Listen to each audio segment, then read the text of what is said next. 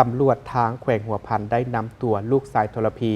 มาจำลองเหตุการณ์พยายามฆ่าพ่อของตนเองย้อนเสพยาเสพติดและบ่มักคำบอกสอนของพ่อที่บอกให้ผู้เกี่ยวหยุดเซามั่วสุมยาเสพติดเพื่อเป็นการจำลองเหตุการณ์คดีพยายามฆ่าพ่อตนเองดังนั้นในวันที่ 12 มีนาคม 2025 ผ่านมานี้ตำรวจแขวงหัวพันได้นำตัวท้าวหลวงอายุ23 ปีประชาชนบ้านนองเหล่าเมืองกวนแขวงหัวพัน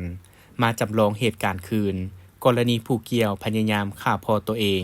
และถูกจับในวันที่ 18 ธันวาคม 2024 ที่ผ่านมานี้ท้าวหลวงได้รับสารภาพว่าได้ลงมือพยายามฆ่าพ่อของตนเองแท้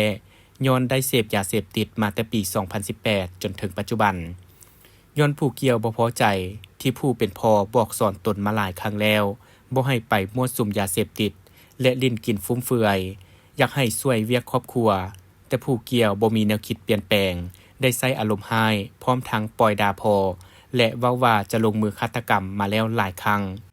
ตกมาในวันที่ 18 ธันวาคม 2024ท้าวหลวงได้ลงมือฆ่าหมาที่เลี้ยงอยู่เฮือนของผู้เกี่ยวแล้วนำมาแต่งกินคนเดียวและได้ถูกพ่อเว้าให้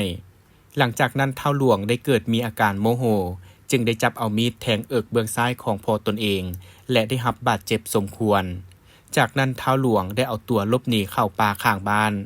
ต่อมาปกส.บ้านได้ติดตามจับตัวผู้เกี่ยวส่งให้เจ้าหน้าที่ปกส.เมืองกวนดำเนินคดีตามขั้นตอนของกฎหมาย